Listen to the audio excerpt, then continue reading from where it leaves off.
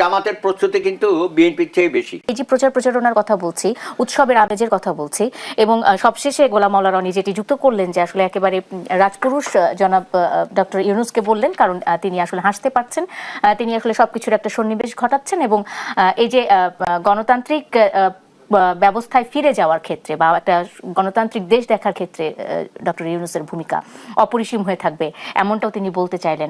আমি আপনাকে নির্বাচনের আমেজ নিয়েই বলতে চাই। নির্বাচনটা প্রচার প্রচারণা তো শুরু হয়ে গেছে, আলোচনা করারও সময় পাবো, কিন্তু আজকে প্রথম দিনের প্রচার প্রচারণা দেখে আপনার কি মনে হলো, যে ধন্যবাদ, কি অবস্থা, কেমন লাগছে? আমাদের সমাজে না কিছু সন্দেহপ্রবণ এবং সন্দেহ বাতিক কিছু লোকজন আছে, তারা গত 17 মাস বলে বেড়াচ্ছে যে ইউনূস খুব দ্রুততম সময়ে বাংলাদেশে কোনো নির্বাচন হবে না, তোমরা খামাখায় লাফালাফি করতেছো, সে দীর্ঘ সময় এখানে থাকবে। এই গ্রুপে আমিও ছিলাম।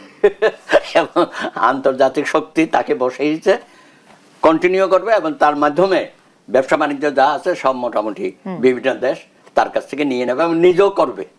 কিছু করেছে অবশ্য আংশিক, কথাটার মধ্যে আংশিক সত্যতা আছে। আমি যেটা বলতে চাই, আমরা কিন্তু নির্বাচনটা ডিসেম্বরে চেয়েছিলাম, আমরা রাজনৈতিক দলগুলো। তো কোনোভাবে সেনাপ্রধানও বলেছিল যে ডিসেম্বরের মধ্যে নির্বাচন হওয়া উচিত। সেটা যাই হোক, শেষ পর্যন্ত লন্ডনের বৈঠকের মধ্য দিয়ে আমরা বুঝলাম যে ফেব্রুয়ারিতে নির্বাচন হবে। তখন ওই লোকগুলো বলতেছে, যদিও উনি বলতেছে ফেব্রুয়ারিতে হবে 2026-এ, আসলে নির্বাচন হবে না। এইভাবে দিনাতিপাত করতে করতে যখন শিডিউল আসলো, বলে শিডিউল দিচ্ছে ঠিকই, কিন্তু শিডিউল অনুযায়ী নির্বাচন হবে না। নমিনেশন হয়ে গেল, উইথড্রল হয়ে গেল, এখনো বলে 12 তারিখে নির্বাচন হবে কিনা।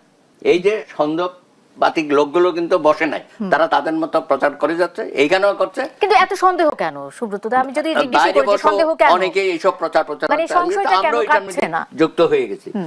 এখন বলবে কি, হ্যাঁ 12 তারিখ নির্বাচন হবে, তবে ক্ষমতা হস্তান্তর হবে না।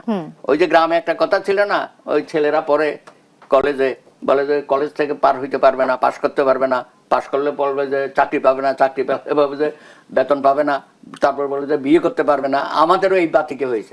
যাই হোক, সকল জল্পনা কল্পনার অবসান ঘটিয়ে 12 তারিখে বাংলাদেশে দীর্ঘ প্রতীক্ষিত একটি নির্বাচন অনুষ্ঠিত হতে যাচ্ছে। সমস্ত দল যারা পার্টিসিপেট করেছে, 50-এরও অধিক সংখ্যক দল, যদিও আওয়ামী লীগ এই নির্বাচনে অংশগ্রহণ করতে পারছে না, বা তার সাথে যারা ছিল 14 দল, তারও কেউ কেউ নাই। তারপরেও আমি মনে করি প্রার্থীর সংখ্যা যথেষ্ট হয়েছে, এবং প্রচারণা কিন্তু শুধু যে আজকে শুরু হয়েছে তাই না।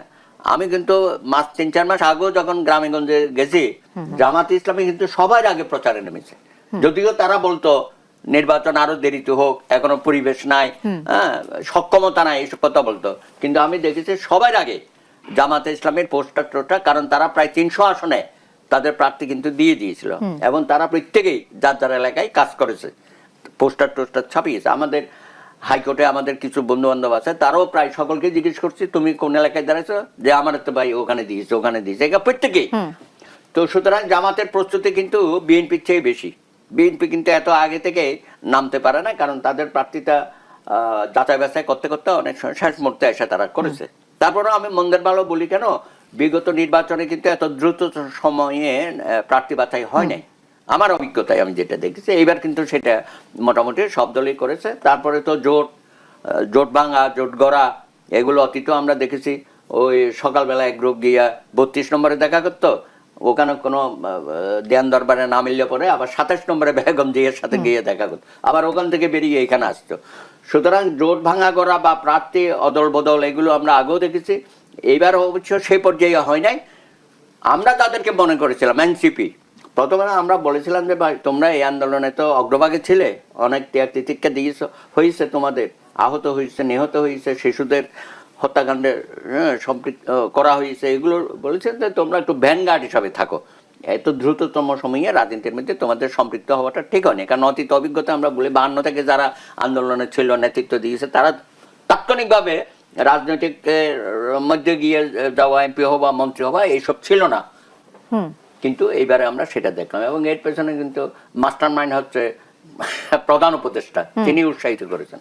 তিনি একদিকে বলে ছাত্ররা আমাকে নিয়োগ দিয়েছে, আর আমি তো দেখলাম যে নিরাপত্তি দিয়েছে, আবার তার অধীনে গিয়ে শপথ নিলেন। সুতরাং আপনার কথার মধ্যে ইমব্যালেন্স ছিল প্রথম দিকে, তো এখন তো বলতে যে ওনার যে হাস্যোজ্জ্বল ছবি আমরা দেখি অসাধারণ।